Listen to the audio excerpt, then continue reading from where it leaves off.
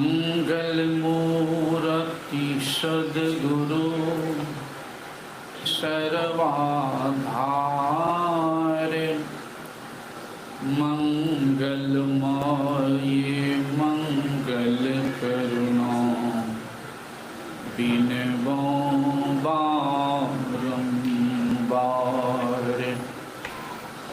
धन्य धन्य सद्गुरु सुखदय महिमा कही न जाय। जो कछु कहूँ तुम्हारी कृपा मोते कछु न बसाई। जो कछु कहूँ तुम्हारी कृपा मोते कछु न बसाई। बोलिए प्रेम से श्री सद्गुरु।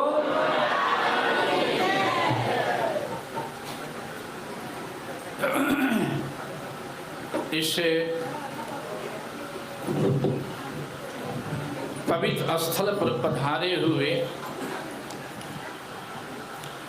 इस सत्संग मंदिर राजपुर दिल्ली में पधारे हुए सभी गुरुजनों को मेरा नमन। सम्माननीय साधु समाज, परम आदरणीय धर्म प्रेमी सज्जनों, पूजनीय माताओं एवं भक्तिमती धर्मशीला बहनों, बहुत देर से आप लोग बहुत सुंदर ढंग से बाबा लोगों से सुन चुके हैं। अब समय भी नहीं है, इसलिए मैं विशेष नहीं जाऊंगा और बहुत अच्छे ढंग से सुन चुके हैं। मैं तो गुरुदेव जी तनी मनी सुना हूँ, वही तनी मनी सुना देता हूँ। मैं कुछ जानता नहीं हूँ और मैं पढ़ा लिखा भी नहीं हूँ, दोनों बात है। चौथे पढ़ते पढ़ते मैं भाग गया गुरु महाराज के चरणों में। और गुरु महाराज के यहाँ गाय चढ़ाया हो 4 साल, उसके बाद 8-9 साल गुरु महाराज के भंडारी में रहा हूँ, सहायक भंडारी में। बहुत सेवा करने के कम में मौका मिला, गुरुदेव सेवा। तो मैं चौका लगाता था, भोजन बनाता था, सत्संगी लोगों को खिलाता था। सत्संगी लोगों को भी, जो पुराने सत्संगी उन्हें याद भी आ जाएगी, जो पुराने होंगे, गुरु महाराज जमाना में गए होंगे। एक सत्संगी जब गुरु महाराज शरीर त्याग दिए तब एक सत्संगी के प्रेम में हुआ मन में कि बाबा हमको समय दीजिए। मैंने कहा मैं तो प्रवचन जानता नहीं हूँ, क्या दूंगा, नहीं दूंगा समय, मेरे पास समय नहीं और मैं जानता भी नहीं हूँ।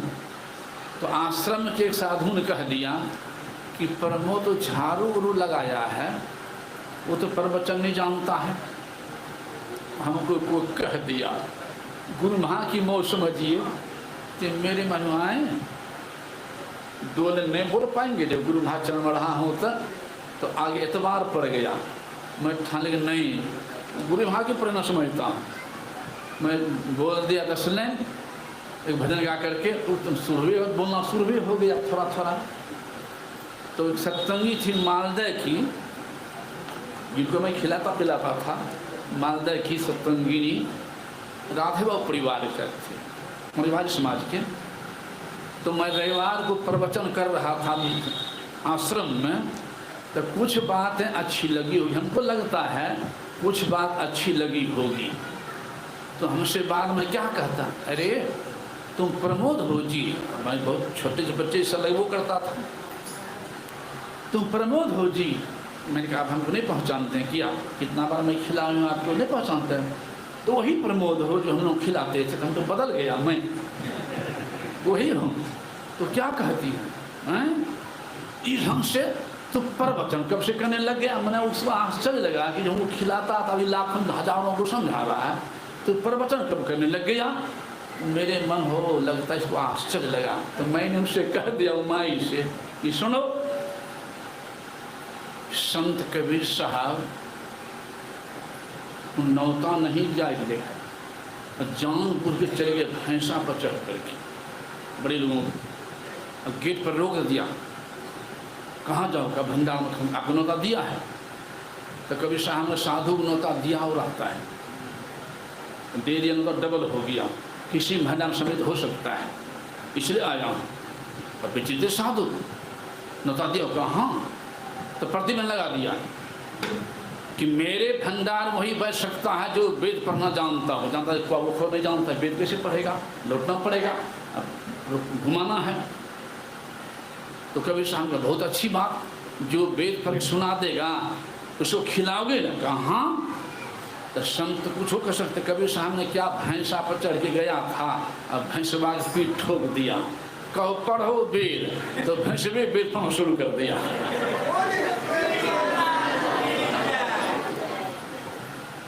कहा खिला उसको, मैं नहीं खाऊंगा, जो वेद उसको खिला। तो भैंसा खिला पाएगा। तो मैंने कहा कि कबीर संत कबीर साहब एक भैंसा से वेद पढ़वा दिया था, तो हमारे गुरुदेव कबीर साहब से कम, तो हमारे जैसे भैंसा से कुछ कहवा दिया मंच पर, कौन बड़ी बात हो गई।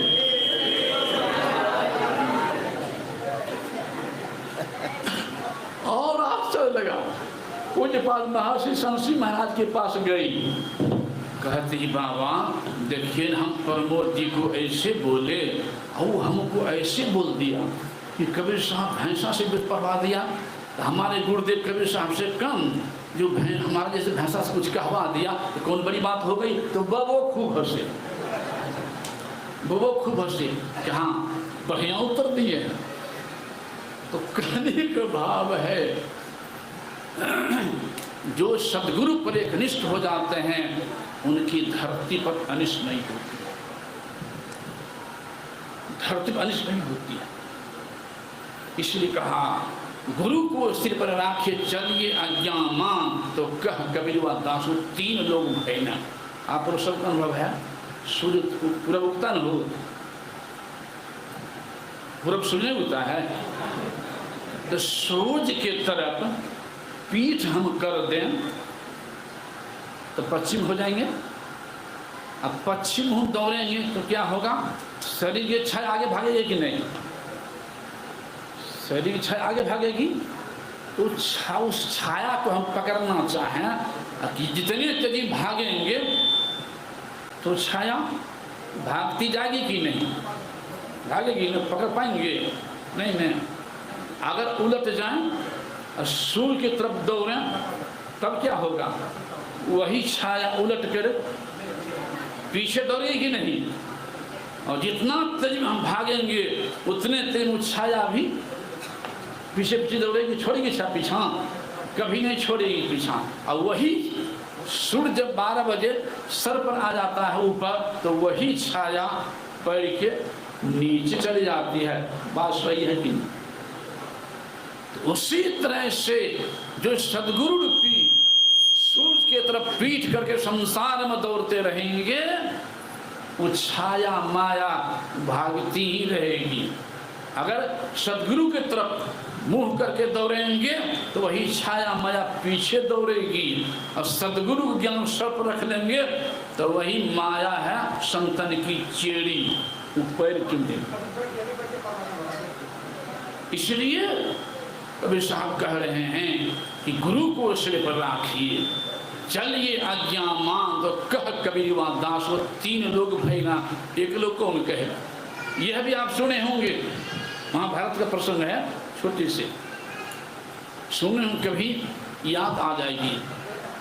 महाभारत की लड़ाई में निश्चित हो गया कि लड़ाई होगी। भगवान कृष्ण कह दिए थे कि मैं शस्त्र नहीं उठाऊंगा, शस्त्र नहीं उठाऊंगा, एक लेने में लड़ूंगा नहीं, युद्ध नहीं करूंगा, कह चुके थे। निश्चय हो कि अब युद्ध होगा। भगवान श्री कृष्ण सोए थे अपने कमरा में, दुर्योधन पहले गया है, सीधा नाम कुर्सी लगी थी, दुर्योधन बैठ गया कुर्सी पर, पीछे आया है अर्जुन, चरण के बगल में बैठ गया है अर्जुन। आंख खुलेगी, दृष्टि किन पर जाएगी? जो चरण पर है। आंख खुली तो दृष्टि गई अर्जुन पर। तब भगवान कहते कहो अर्जुन किधर आए हो? उधर दुर्योधन कहता हम पहले आए हैं, हम पहले मांगेंगे। दोनों कहते मांगने के लिए। तो भगवान कृष्ण कहते हैं दुर्योधन सुनो, अर्जुन तुमसे छोटा है, अर्जुन तुमसे छोटा है, इसलिए पहले मैं अर्जुन को मांगने का अधिकार देता हूं। बोलो अर्जुन क्या लेगा तुम? एक तरफ हमारी सारी नारायणी सेना और एक तरफ मैं खलहत्था, शस्त्र नहीं उठाऊंगा, युद्ध नहीं करूंगा, बोलो क्या लेगा? डर गया दुर्योधन, कहीं सब सेना मांग लिया। एक तरफ सारी सेना, एक तरफ सारी नारायणी सेना, एक तरफ खलहत्था मैं, शस्त्र नहीं उठा, बोलो क्या लेगा? डर गया पूरे कि मांग लिया सारी सेना जी खलहत्था लेकर क्या करेंगे? अर्जुन की एक निष्ठता देखिए, एक निष्ठता है। अर्जुन कहा था प्रभु मैं सेना लेने के लिए नहीं आया हूँ, मुझे आप चाहिए, आप मेरे तरफ रहें। उछल गया दुर्योधन, बड़ा बढ़िया हुआ, आप उन्हीं की तरफ रहिए, हमको सब सेना लेके चला गया। भगवान कृष्ण अर्जुन तुम जान रहे हो मैं युद्ध नहीं कर, फिर तुम ऐसा क्यों कर दिया? ऐसा क्यों किया? तुम सब सेना लेके चला गया, तुम खलहत्था बोले क्या क्या करेगा? अर्जुन का था प्रभु मैं इतना ही जानता हूं कि मेरे जीवन का बागडोर आपके चरणों में है, आगे क्या होगा मैं नहीं जानता हूं, आगे क्या होगा मैं नहीं जानता हूं। मने है न, मन पर कल कह चुका हूं। एक दिन बैठा था अर्जुन मनहोश एकदम चिंतित अवस्था में, भगवान कृष्ण आते हैं कहते अरे अर्जुन तुमको पहले मैंने कहा ना, और अभी चिंतित होते हो, सभी सेना लेकर चला गया, तुम चिंतित हो। सुन लो, हार तुम्हारी निश्चित है, जब इस तरह से रहोगे उदास। दुर्योधन माखन ले गया, ये छाछ तुम्हारे पास, इसलिए दुखी हो। तब अर्जुन देखिए क्या कहता है, अर्जुन कहता प्रभु जीत हमारी निश्चित है, यह दास कभी नहीं हो सकता है उदास। दुर्योधन माखन ले गया लेकिन माखन चोर है मेरे साथ। दुर्योधन माखन ले गया लेकिन माखन चोर है मेरे साथ, इसलिए जीत हमारी निश्चित है। उसी तरह से जो सदगुरु के ज्ञान को पकड़ लिया है, जो सदगुरु बताए हैं कि परमात्मा व्यापक है, देवी देव समस्त पूर्ण ब्रह्म परम प्रभु, ऐसे संत सदगुरु में करे निवास। सारे देवता ऐसे संत के अंदर निवास करते हैं, कोई देवता अलग नहीं है। परमात्मा जड़ है और सारे देवी देवता पत्ता है, लाखों पत्ता है, करोड़ों पत्ता है। पीपर के वृक्ष में सभी पत्ता में आप पानी नहीं दे सकते हैं, अगर जड़ में पानी देंगे तो किसी पत्ता में पानी देने के लिए बाकी नहीं रहता है। और ऐसे संत के लिए भगवान जो कहते हैं हमसे विशेष जानो, तो भगवान ने बता सत होगी। भगवान किस भी कह दिए हैं कि मैं संतन के पीछे जाऊं, भगवान राम भी कह दिए हैं सातम सब मोहि मुझे जगह था मुझसे अधिसंत कर लेखा। क्या हुआ भाव? आराध्य की बल विश्वास हम लोगों को नहीं रहेगा तो कहाँ का विश्वास होगा, कल्याण होगा कहीं? जो गुरुदेव कह दिए हैं सहित त्रिदेव, यानी ब्रह्मा विष्णु महेश, सहित त्रिदेव कोटि 33 सुर करे सदा गुरु सेव जी। गुरु सेवा समको न सेवा, अब मैं ही कर गुरु सेव जी। इसलिए जो ध्यान करता है मन लगा करके, संतों का रास्ता पर चलता है, वो 30 दिन 33 गुरु देवता की पूजा करता है। और जो सदगुरु बताए ध्यान अभ्यास नहीं करता है तो कभी कभी 2 4 5 देवता पूजा कर लेंगे, शब्द बाकी रह जाएगा। जो गुरु बताए पर चलते हैं वो सभी देवता पूजा सभी सभी खुश रहते हैं। इसलिए गुरु की महिमा अपार है, कहने से बाहर है। समय अधिक हो रहा, मैं आगे नहीं जाऊंगा। एक घड़ी आधो में पुरियाद है, तुलसी संग साथ के हरे कोटि अपराध है। इससे भगवान कृष्ण कह दिए हैं कि सत्संग जो है ज्ञान जग है। जग में हवन कुंड होता है, जहाँ जग होता है ना हवन कुंड बनाते हैं। हवन कुंड में धूप लकड़ी देते हैं, ज्वा घी देते हैं, धुआं उड़ता है, सूक्ष्म कीटाणु का नाश होता है, स्वास्थ्य लाभ होता है, बेकार नहीं है। और यहाँ सैकड़ों की हजारों हवन कुंड कर सकते हैं। एक व्यक्ति पर 2 कान है और दोनों काने हैं हवन कुंड। कान रूपी हवन कुंड में कल्हे सुन रहे हैं वेद, उपनिषद, गीता, रामायण, संत कबीर, संत नानक, संत पल्लू, संत दादू, संत सूर और आराध्य संतों भगवंतों के ज्ञान रूपी धूप लकड़ी ये कान रूपी हवन कुंड में जब जाता है तो अंदर के कुविचार रूपी कीटाणु का नाश होता है, सुविचार उत्पन्न होता है। इसलिए यह यज्ञ सर्वोपरि यज्ञ है। मैं नहीं कह रहा हूँ, भगवान कृष्ण कह रहे हैं सत्संग कराना एक महा जग करना है। इस जग में जो सम्मिलित होते हैं, जिस रूप में सहयोग करते हैं, वो पुण्य परे पुण्य के भागी होते हैं। साथ ही साथ ये भी सुन चुके हैं कि इस क्षेत्र के लोगों के और विशेष भाग्य है जो इसी क्षेत्र में अखिल भारतीय हम लोगों का जो उधर तो 10-20 लाख की भीड़ होती है, लेकिन कुछ लोग तो आएंगे, जरूर उतना तो नहीं है, लेकिन कुछ तो लाख ऊपरी तैयो आएंगे, कुछ न कुछ। तो सहयोग उसमें सभी का सहयोग नहीं हो पाएगा। मैं यही जानता हूँ कि जो पुण्यात्मा होंगे सही पुण्य के भागी बनेंगे, वही इस जग में सहयोग कर पाएंगे। सबको सहयोग नहीं कर पाएंगे। जिन पर ईश्वर की विशेष कृपा होगी उन्हीं का तन या उन्हीं का मन या उन्हीं का धन कुछ अंश में ऐसे महाजग में लग पाएगा। तो मैं तो कहूँगा इस अवसर में मौका को छोड़े नहीं, ऐसे पुण्य काम में सहयोग करके पुण्य के भागी बने। बोलिए श्री सद्गुरु। और इस जगह में हमसे विशेष लोग हैं, जो भी जगह में बैठे हैं विशेष लोग हैं, तो जो हमसे विशेष उससे तो मैं आशीर्वाद ही चाहता हूँ। और जो हमसे कम हैं बच्चे लोग, उसके लिए गुरुदेव से प्रार्थना भी करता हूँ कि चिरंजीवी करते हो ऐसी जगह में सम्मिलित करते रहें, जो अपने भी लाभ लें और समाज को भी लाभ देते रहें। श्री सद्गुरु।